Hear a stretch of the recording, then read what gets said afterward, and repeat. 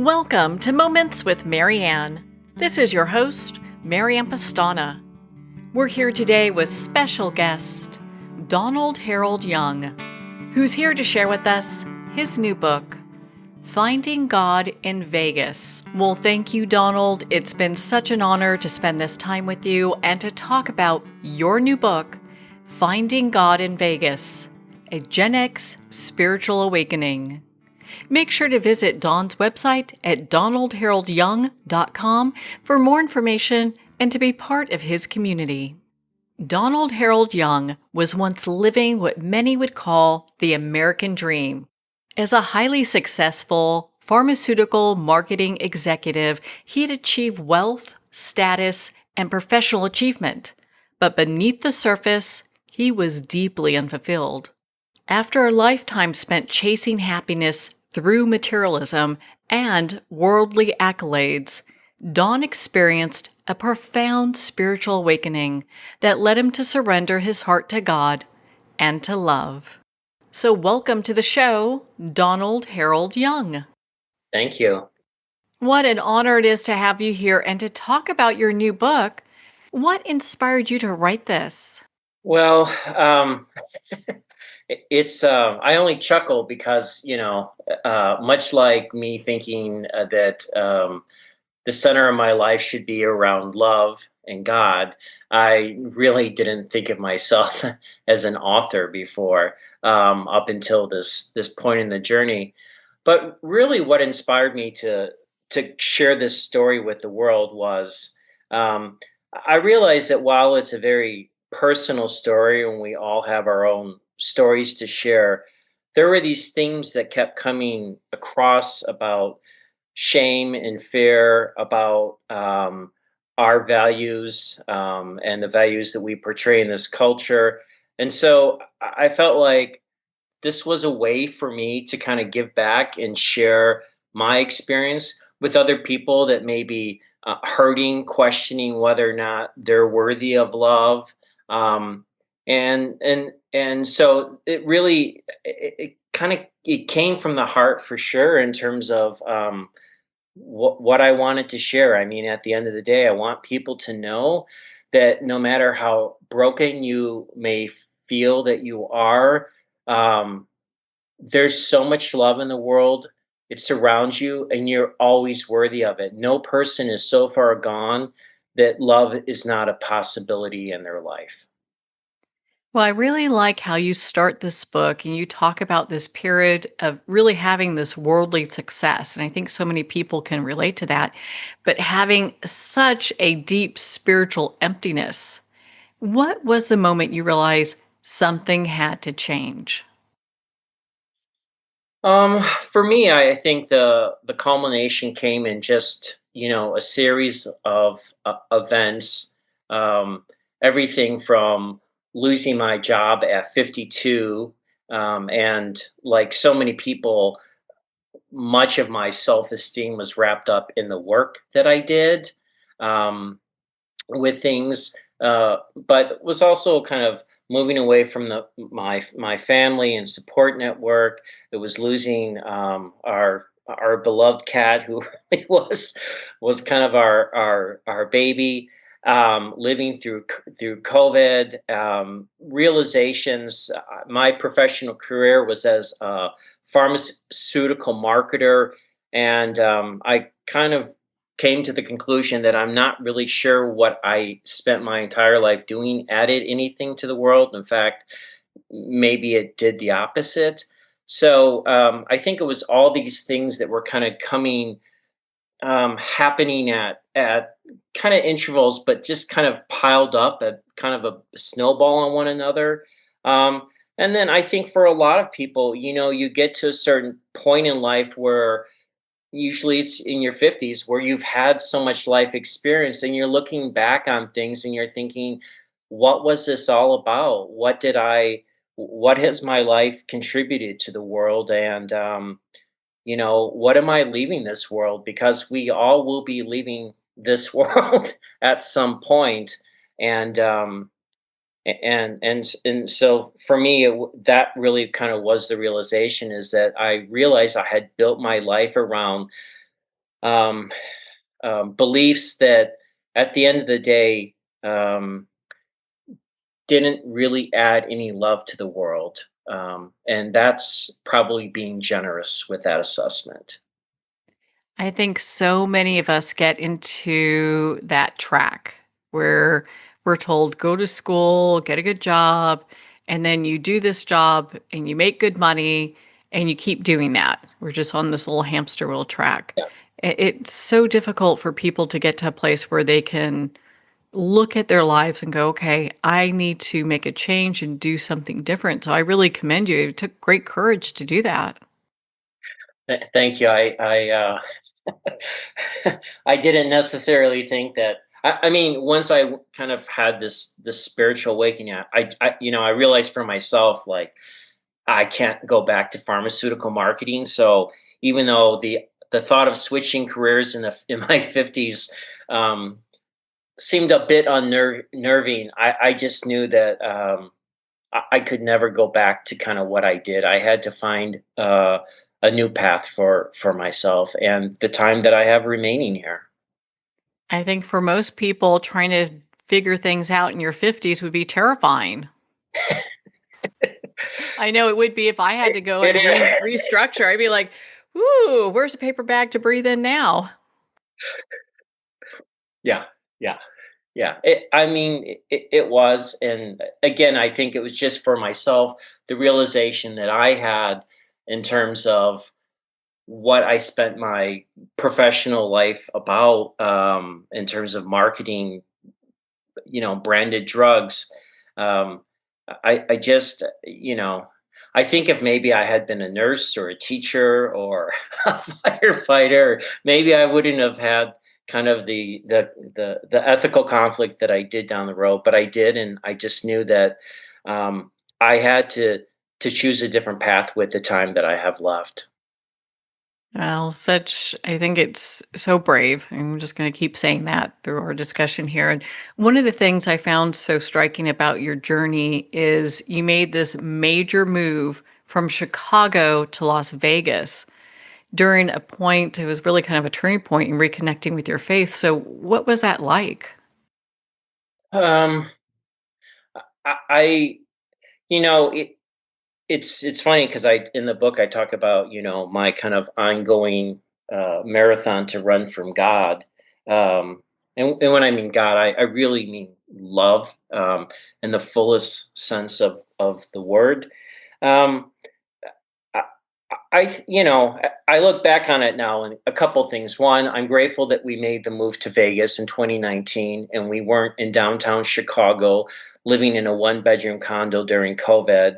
Um, I think it would have been tremendously difficult and stressful. It was also during that time that our cat passed as well. So, I just I think it just would have been so I'm so grateful that I was kind of led to the desert here.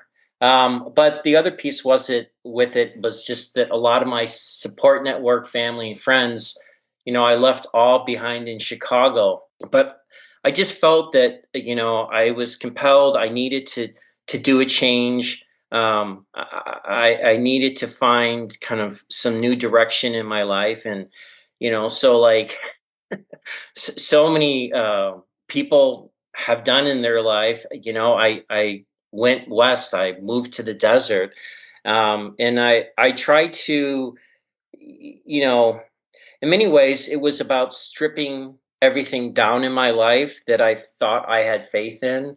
My job status, wealth, in our institutions.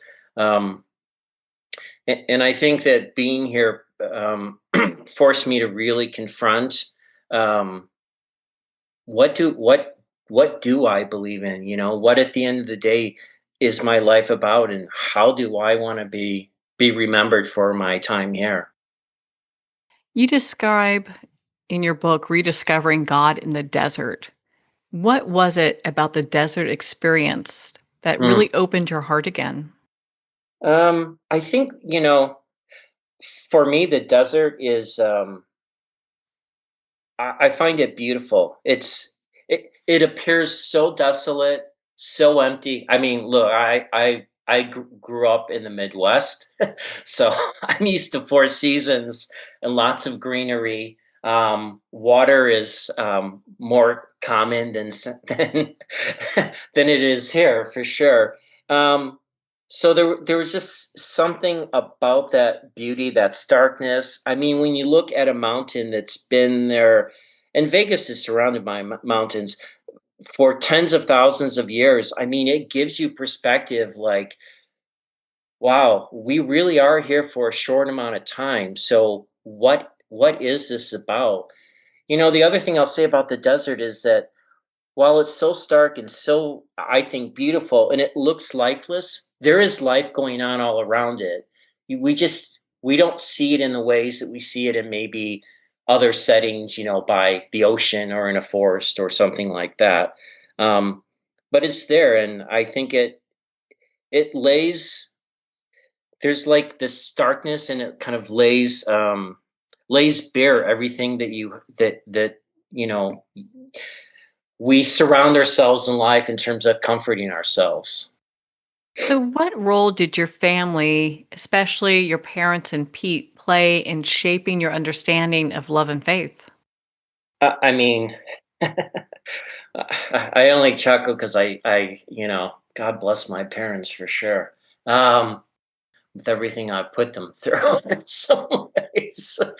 Um, my parents really they are, I mean, the role models in terms of um, how to live a righteous life. And what I mean a righteous life, I mean a life that's do unto others as you would have them do unto you, sort of ethos with things.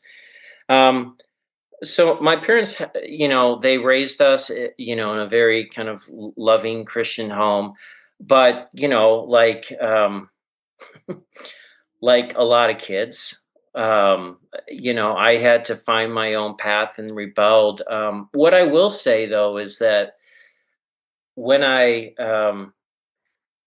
think that they help plant and nourish that seed, and then even though I came from a very kind of religious background, y- y- I got so far away from that. But there's a certain point in my life where I was like, no, I need to go back to kind of what I know. And when I thought about, who in my life have been. Who I wanna emulate. I mean, my parents are at the very, very top of the list for sure. And then, with my partner, again, many things, but one of the things that,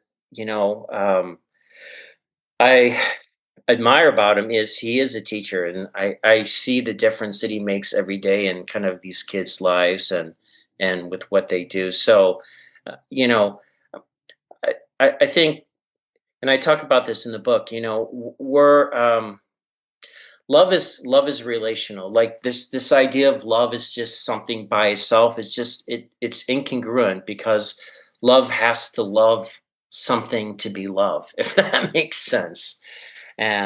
So anyway, that's with my parents. Well, and so to kind of dovetail with this, so you touched on this a little bit, but your upbringing in the church, did that Mhm. give you the support and challenge your journey towards a deeper relationship with God? I think it did eventually. Um, I think for me growing up, well, we came from, and again, we were raised in a fairly liberal mainstream um, organization. So, I was deeply involved. Went to church. I actually went to seminary as well. Um, I think though, as I struggled with being gay as a teenager and what to do with that. Um, as liberal as my world was, I also know that the world wasn't going to be very accepting of someone who was gay. And this is in the 1980s. So this is, a while back some. Um, and so I think at that point, I was just like, I don't know what to do with this. And it kind of made me close the door in terms of anything with regard to organized religion, and honestly, in anything regard to spirituality, because um, I had spent so much of my young life having the idea of God and love um, kind of used as a, I don't know, a wedge issue, a club, you know, a performance that I needed to do, um, when I didn't understand that love, is grace as well.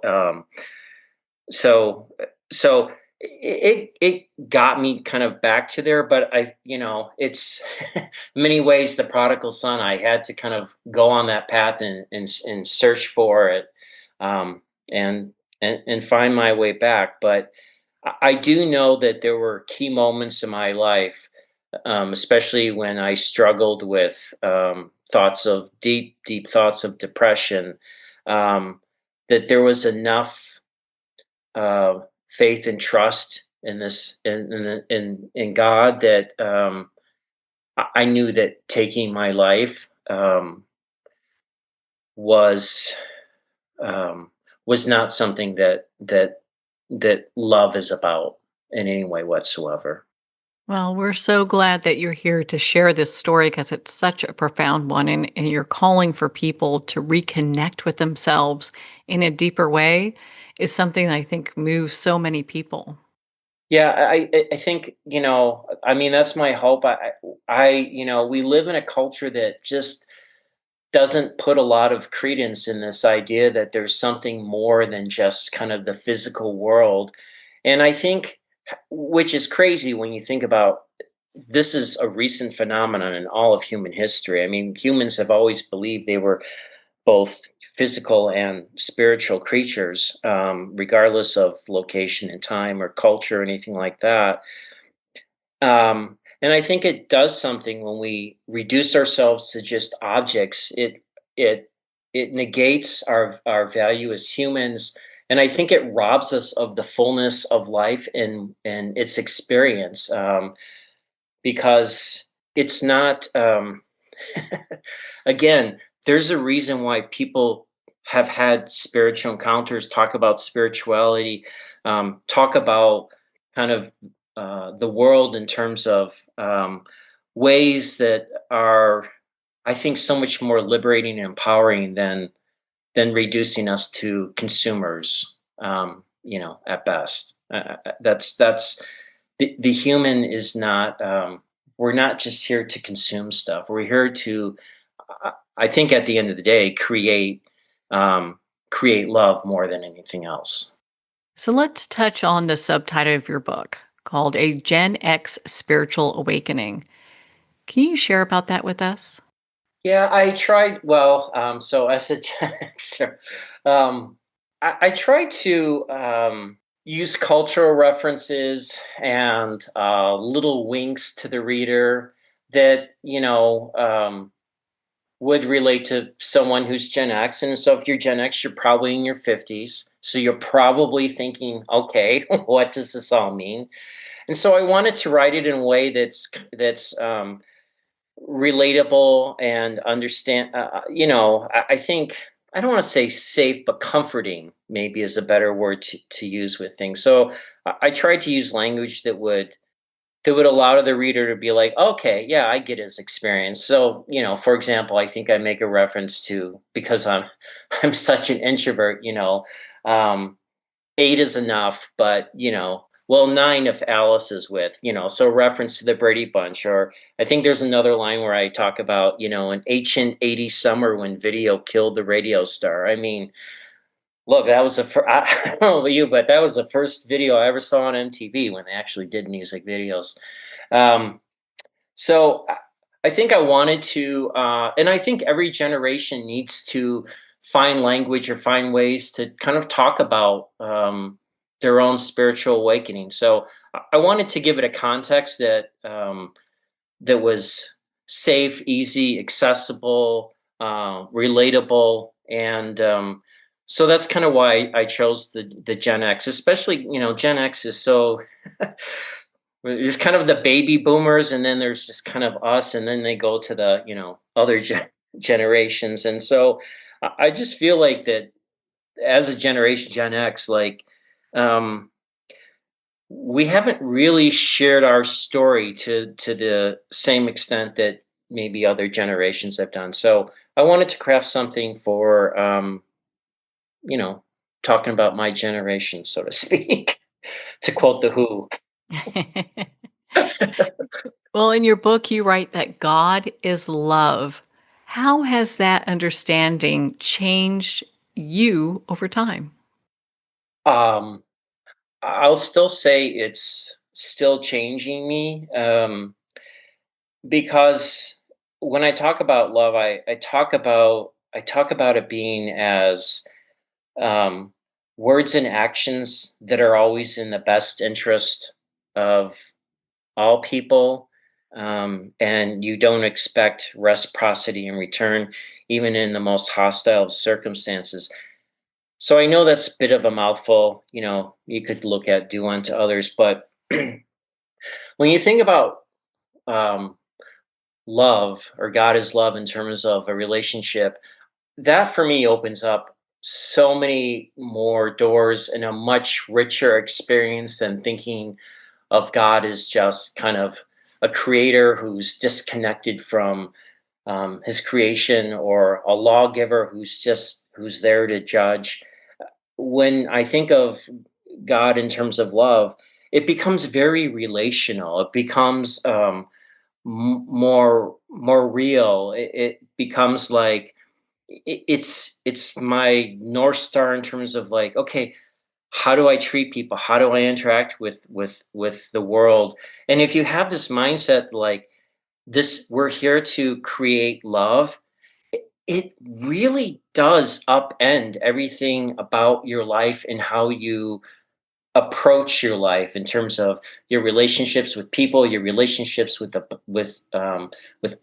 planet, with animals. It just, I think it's how we are intended to be. Um, and I truly believe that at the end of the day, love is, um, it's what carries, it's what carries the world. I mean, it's life, it's peace, it's the very best of who we can be as creatures. Fear and shame show up often in your memoir. What helped you begin to heal those patterns? Well, if I truly believe that love is at the center of the universe, then I know love doesn't want us to live in fear, because, with fear, there's this idea of punishment or something wrong. And I don't think that at the end of the day, that is, what love is about.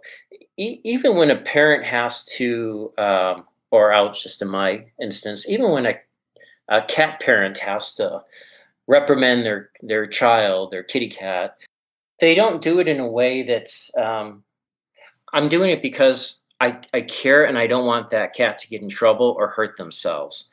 And so I think if you have that point of view of, like, well, this isn't about fear or trying to diminish the person, um, then I think that that's, how you think about love.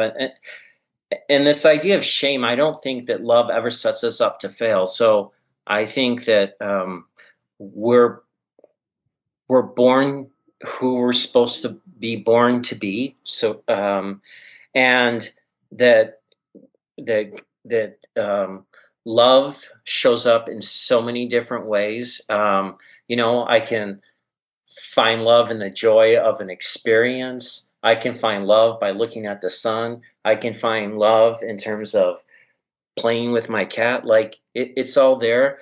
So I think shame and fear are just so far away from love. And yet, this is what I think the culture pushes.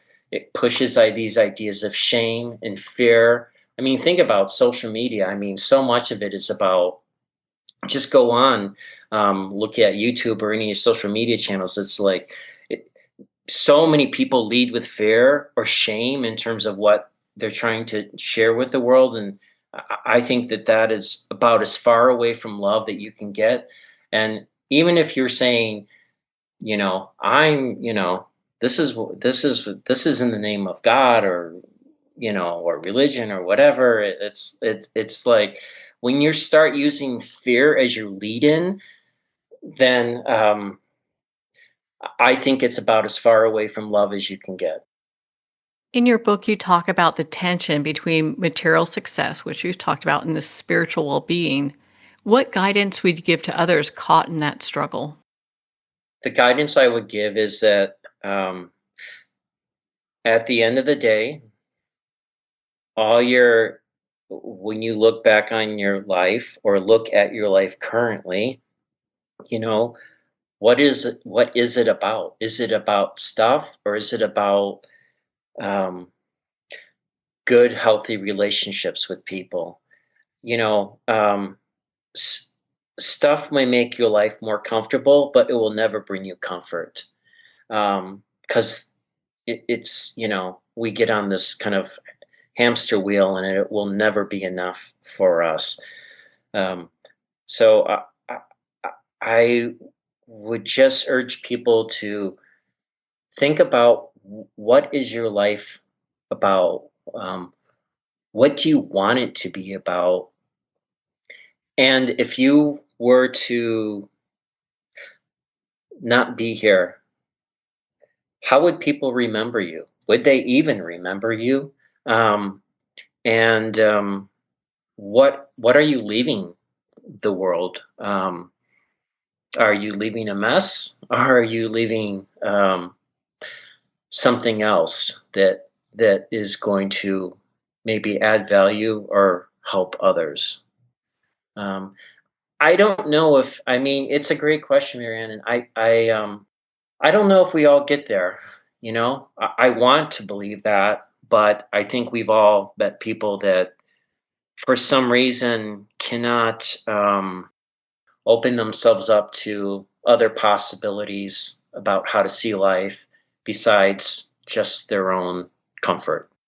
Everyone's so used to the little box that they're in, it's really hard to see beyond that. Yeah, yeah, and it's scary too, to come out of your comfort zone, to question everything that you believed in, um, and to say, maybe I'm wrong. Maybe I don't have all the answers. I mean, there's I do know that the path to love always starts with humility and self-reflection, and that can be very, very terrifying, especially if our whole identity is built around something that isn't true.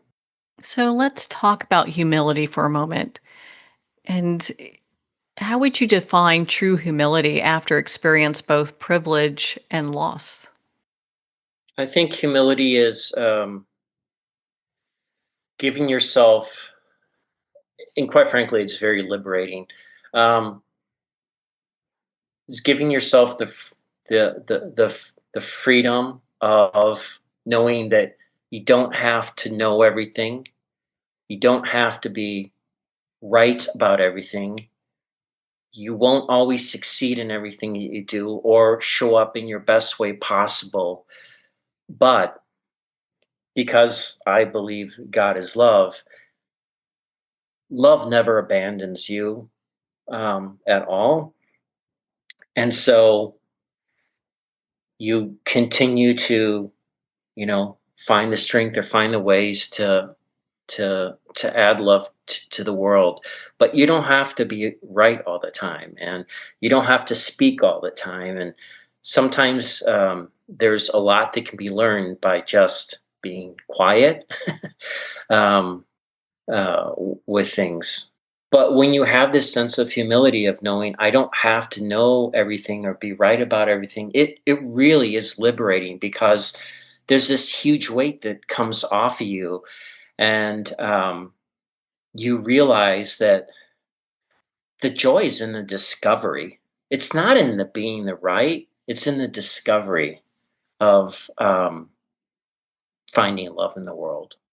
I love that. Thank you for sharing that. Now, as you were writing this book, was there a memory or a chapter that was the hardest for you to write? I mean, there were several chapters that were really hard to write, and I tried to um, I tried to layer the book so stories that were a little more intense, like um,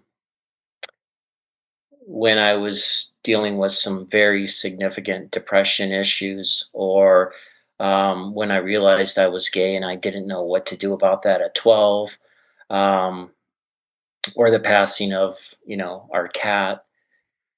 I mean, those stories sometimes I still cry when I read them. Not always, but but sometimes I do. Um, So I just think that there's been several with it, but I have really come to the belief that life is bittersweet, and I think it's supposed to be both those. I think it's supposed to be bitter at times and sweet at times.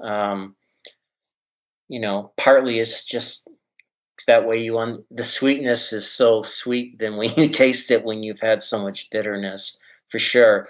Um, but I think that's part of the the experience. Is part of growing. It's part of understanding that again, I think it's also part of understanding the power of love, that love is so deep and so embedded into the fabric of the universe that um, you can find ways to let go of it, of times that are terrible, um, because you also know that you're not alone in terms of the pain that you're feeling, that literally the whole universe feels your pain and your joy.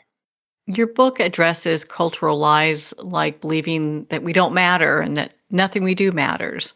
Mhm. Which of those lies do you see the most harming to people today?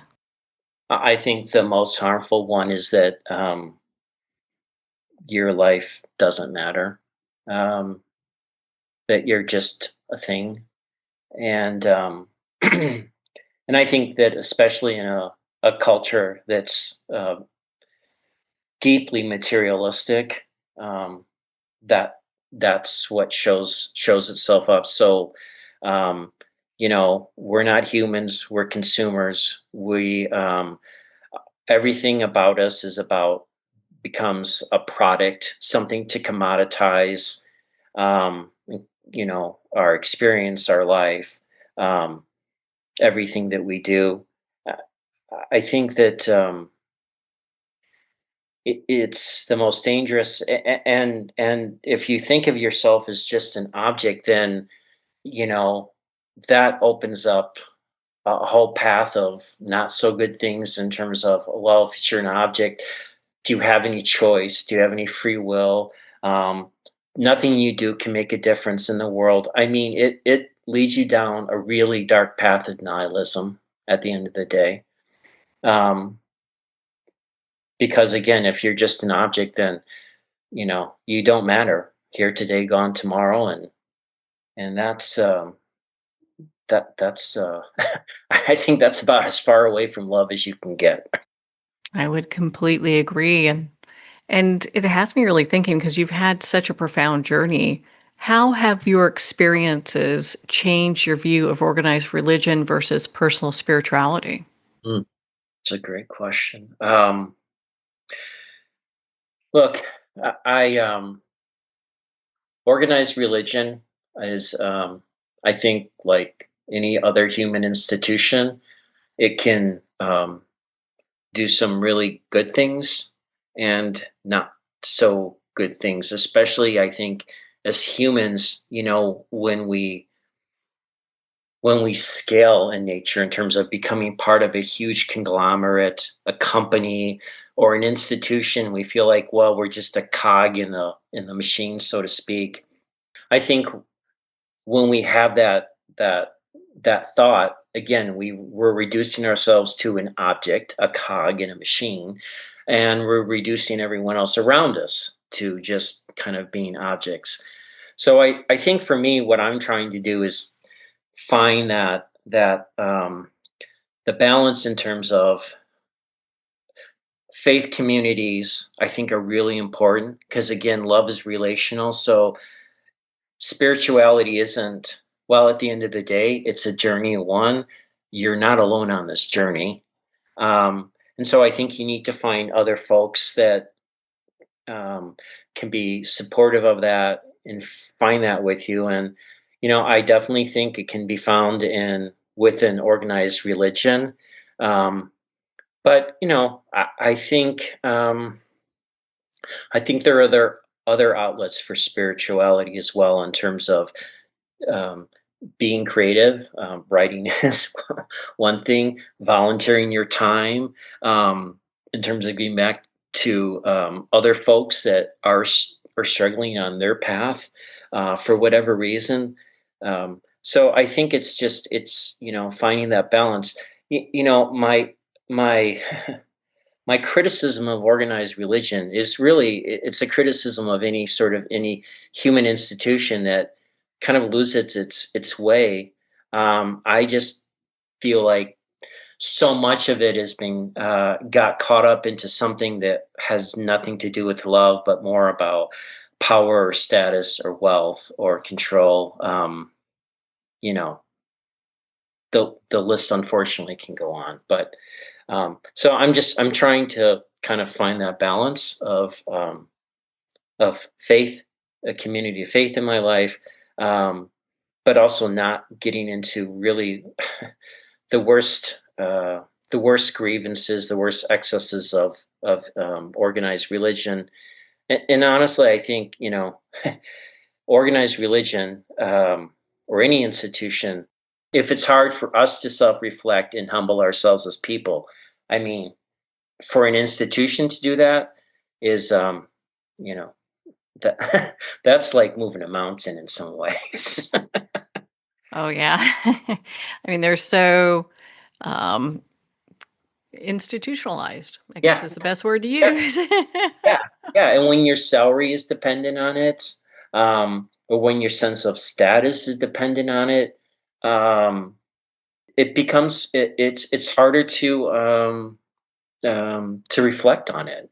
Just it's at the end of the day, we're we can be very generous and we can be very selfish. So, Isn't that the truth? Isn't that the truth?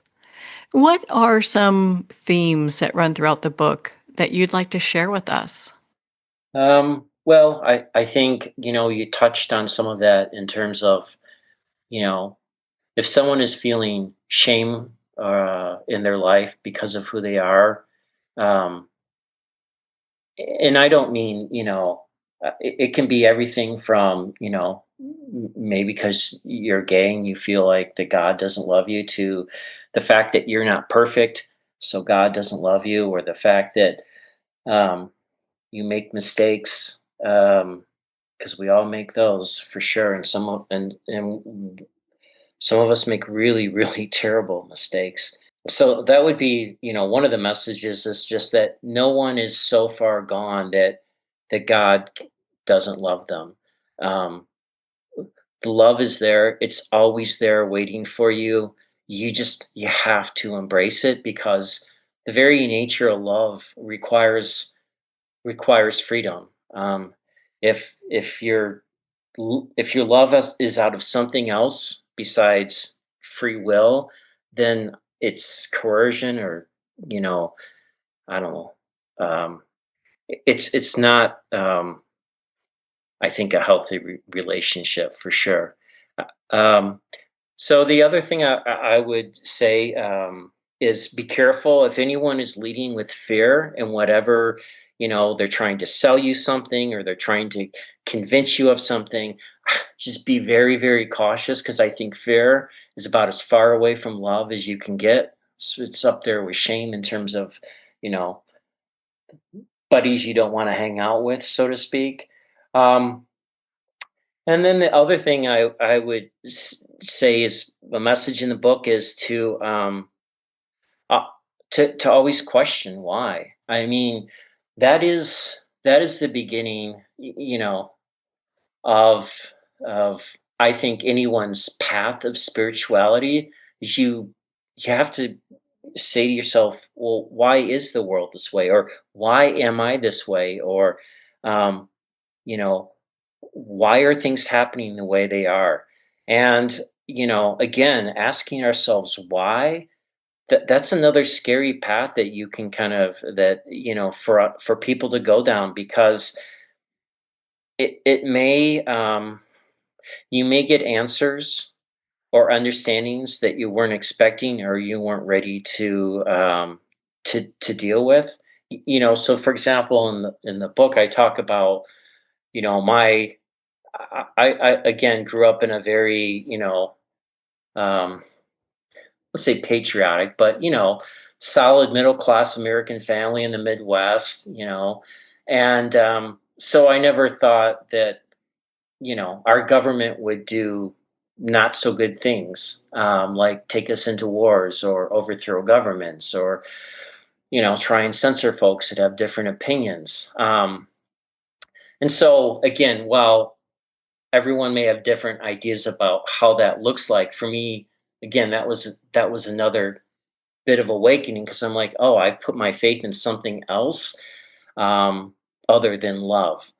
And so again, I think that's the other thing, is just, why is a very it's a little word, but man, it's a powerful word when you begin to use it. Is there a lesson or a feeling that you want readers and our listeners to take away from Finding God in Vegas? um what I say to those that hear this or read this is that, please, I don't know, I know in some ways I know less about life than I knew before my spiritual awakening. But what I do know is that every person is of value. Every person is loved by God. Every person deserves love in their life, and every person is capable of giving love in their life. And even when we go through those tragic events that tear at our heart, when someone we love passes, or our pet passes, or whatever happens, you realize over time is that, we're capable of generating and giving so much love, um, but we limit ourselves for whatever reason. But if we take this path of love, um, I I know that the quality of your life and the quality of life for the people around you will improve greatly. So, I mean, at the end, I just want people to know that they are loved, and no one is too far gone, that that love would reject them. I love that. Thank you. Well, Thank my you. goodness, Dawn. I mean, you're such an inspiration. Where can our listeners connect with you and be part of your community and learn more about Finding God in Vegas? Um, they can go to my website at donaldharoldyoung.com. I'm on all the social media channels too, Facebook, X, LinkedIn, etc. I'm also on Substack as well, where I publish and write weekly on kind of different topics. I have this huge interest in the intersection of, spirituality and culture, so that's usually what I write about. But they can find me there, and then the book is available in, um, uh, both print and digital on Amazon and on all major platforms as well, Apple, Google, etc., etc. So there's my plug. Well, Dawn, thank you so much for taking the time to be on the show with us here today. Thank you, Marianne. I really appreciate it.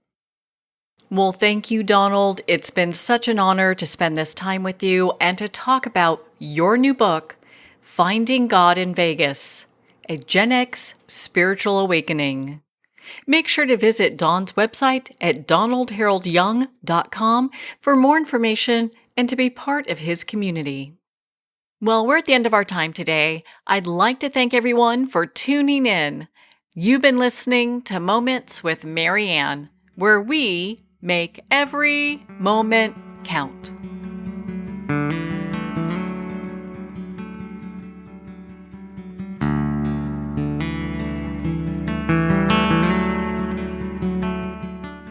In a single moment, your life can change. Moments with Marianne is a transformative hour that covers an endless array of topics with the best of the best. Her guests are leaders in their fields, ranging from inspirational authors, top industry leaders, and business and spiritual entrepreneurs. Each guest is gifted and a true visionary, a recognized leader in her own work, and while teaching others to develop, refocus, and grow, Marianne will bring the best guest and sometimes a special surprise. Don't miss this. You never know just which moment will change your life forever.